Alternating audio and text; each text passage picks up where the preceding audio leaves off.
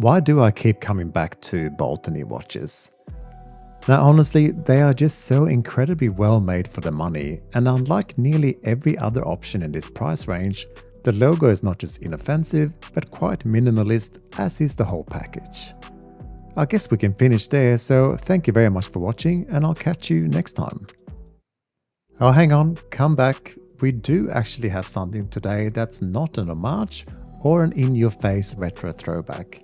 No, this is an original design with, of course, influences, and whilst it may not be an incredibly exciting original design, it's definitely attractive and a very easy daily wearer. For the specs, which I will cover off today, it's hard to beat at $234 US, but I believe there will be deals on AliExpress around the 11th of November this year, so keep an eye out for those, I say.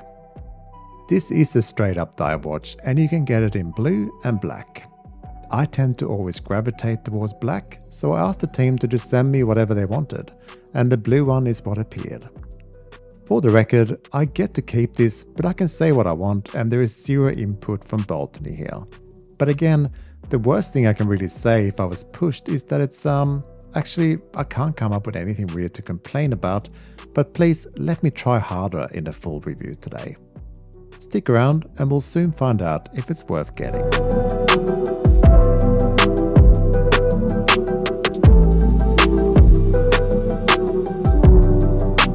The new Baltany packaging is actually worth covering.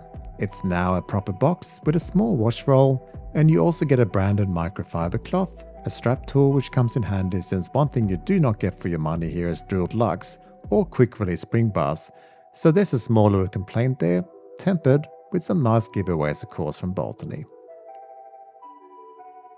As with all Baltany watches, it seems, it's a 39mm diameter and lug to lug is 47mm. Its 20mm lug width and thickness is 14.3mm, so it has a bit of booty for sure. On the bracelet, it's 165 gram and we get a 200 meter water resistance. Getting closer to the dial, it is surprisingly beautiful in this sea blue sunburst color.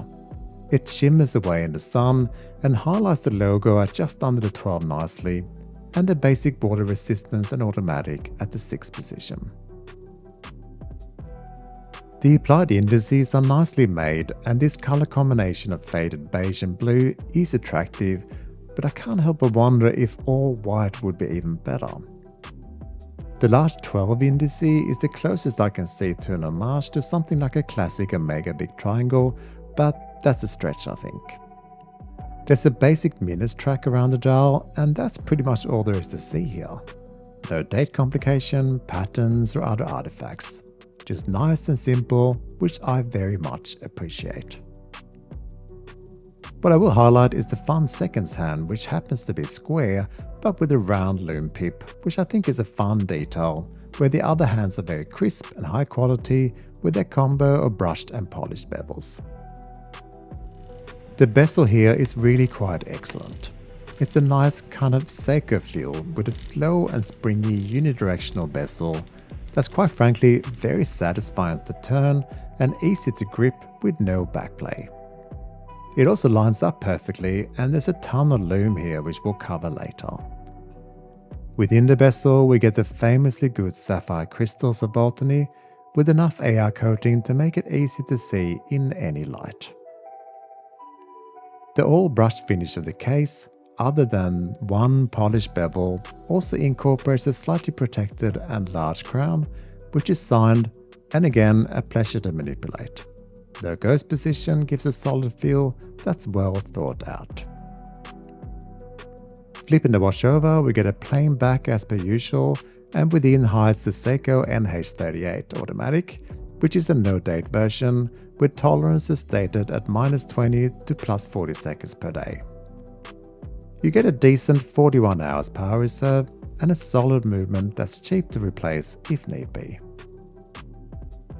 The oyster style bracelet is all 316L stainless steel, which is brushed on the upper and polished sides with individual links that are all screw-in, so easy to adjust yourself.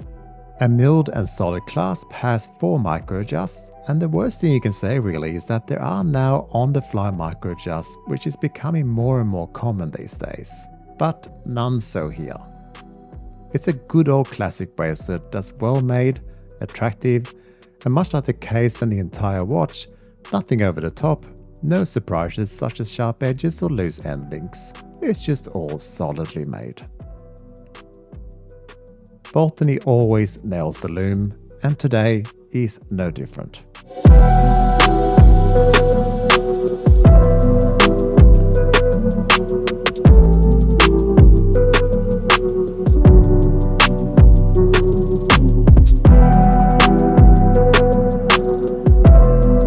Sometimes it is hard to come up with anything to point out so you don't sound like a paid dummy that is just here to promote the watch.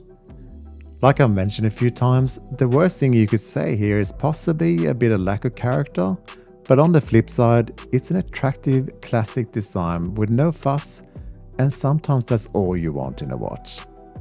A daily wear should get out of the way, be easy to slap on and head out the door, and that's what you have here. You can also afford this one. It's not an old vintage watch, which, whilst charming, would likely cost you at some point, much like an old car would. I think the use case here is for those of you with a dive watch itch to scratch, but you don't want something ridiculous on the dial. You don't want a hardlex crystal that you get on a Seiko 5, which will scratch and be more or less impossible to polish. You don't want something that will attract the wrong sort of attention on the street, and you also don't want a movement that's expensive to maintain and will cost you in the long run.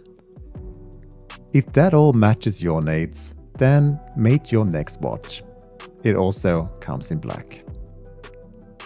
Thank you very much for watching, and I'll catch you next time.